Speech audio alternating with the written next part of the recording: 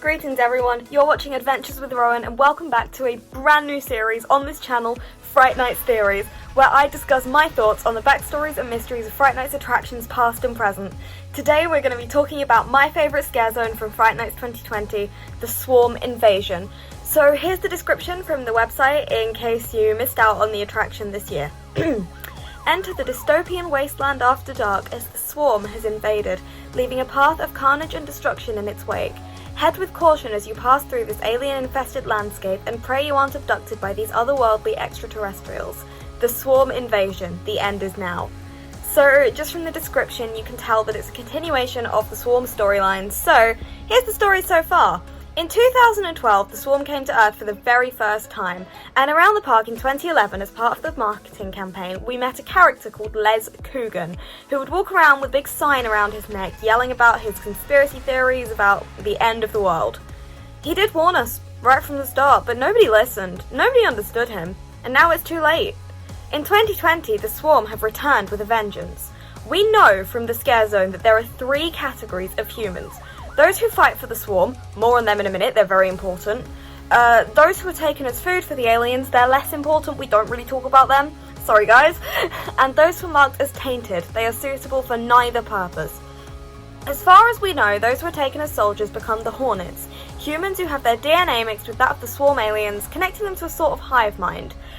They have these grey withered looking arms that set them apart from regular humans. And when this happens, when they are taken, they forget everything about their old lives, as evidenced by one of the tainted, who claims to be the father of one of the Hornets. However, this particular soldier doesn't remember him at all. So, it's kind of sad to see. It's not something that we enjoy as a thing, but it does very much back up my theory that I'm about to talk about. So, thank you. Random Hornet who's forgotten her past. I'm sorry for your loss.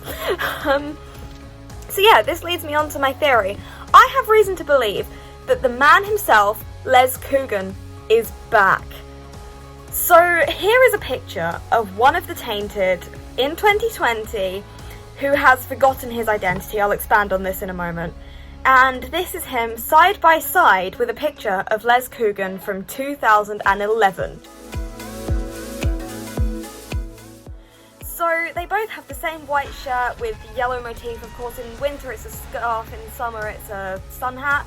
But you can see by looking at them, it's a different actor, so this does sort of dispute my theory. But to me, they look very similar. And to be fair, 2011 was 9 years ago at the time this was taken. You know, maybe that person didn't want to act for the Swarm anymore, or maybe he simply looks different. Maybe it is the same person. I don't know, I wasn't around that much. I mean, in 2011, I was much too young to appreciate the Swarm. So yeah, there's them side by side, and of course that doesn't really prove anything, they could just look similar. So, on to the more pressing matter. Unlike every other person on this island, when the Hornets approach him, they do not send him for processing, they do not identify him as Element 234. No, instead, they specifically ask him, who are you, what is your name? They don't do that for any other tainted on the island. It's just Element 234, proceed for processing, every time without fail. That's what they tell them. But this guy is different, apparently. Not really sure why, unless my theory is true. But the problem is, with that, he can't answer them. He doesn't know who he is. That's what he says to them. They ask his name and he says, I don't know. And they just leave him alone after that. They don't send him for processing. They don't even do any further interrogation. They just leave him alone. Which is very interesting because I guarantee you they wouldn't do that for anyone else. Failure to provide identification for the man earlier who was talking to his daughter who'd forgotten everything. Failure to provide identification for him earned him a swift kick in the stomach. But for this man, who I believe to be Les Coogan, apparently the rules are different. So, I think, right, that he was actually abducted by the Swarm in 2012 after he went around the park warning everyone what was coming. They actually took him away and erased his memory like they do for the Hornets. Why? Well, honestly, I don't know for sure. But a conversation that I had with one of the actors playing one of the Tainted on Swarm Island leads me to believe that it's because he knew how to defeat the Swarm. That's right, he was going to drive them off the island for good and they couldn't have that. So they took him away and they erased his memory. So, This conversation that I had, unfortunately I don't have the clip. I wasn't recording at the time because they have to stay in character and they don't like cameras, and she wouldn't talk to me unless I put mine away. So I'm sorry, I don't have video evidence. You're just gonna have to take my word for it. But like, why would I lie to you? What do I have to gain from that? So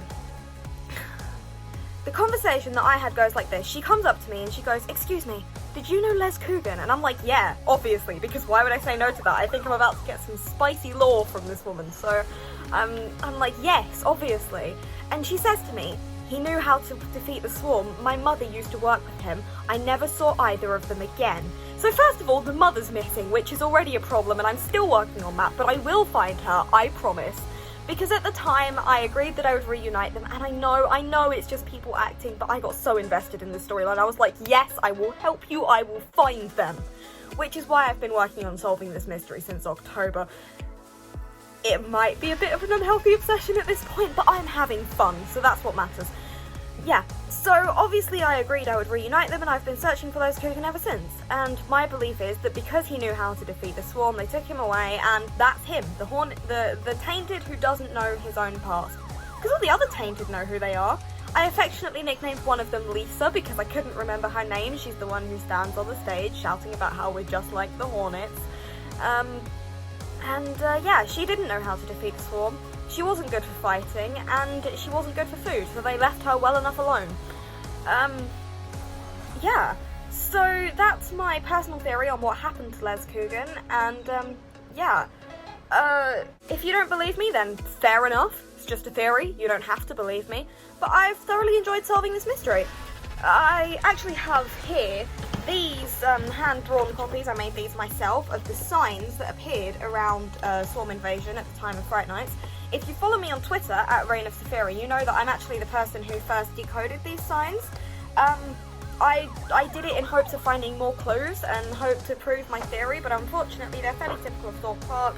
This one says, join the invasion. This word, invasion, is what cracked it for me because it was an 8-letter word that had to do with the Swarm. And it appears twice. So this one says, invasion like no other is now. Sorry, it's backwards, my camera, can't really help that. And this one here says, one with Swarm. So yeah, unfortunately no further clues on these signs, but hey, it was fun solving them nonetheless. Shout out to my amazing girlfriend for helping me solve those, because I could not have done it alone, I'll tell you that much. But yeah, if I'm right about the whereabouts of Les Coogan, and if I'm right that he's back, this could be huge for the future of Fright Nights. But it's worth mentioning that I am in no way affiliated with Thorpe Park or with the Fright Nights event, and this is entirely my own made-up speculation. There's nothing true or concrete in this video, it's just me theorising.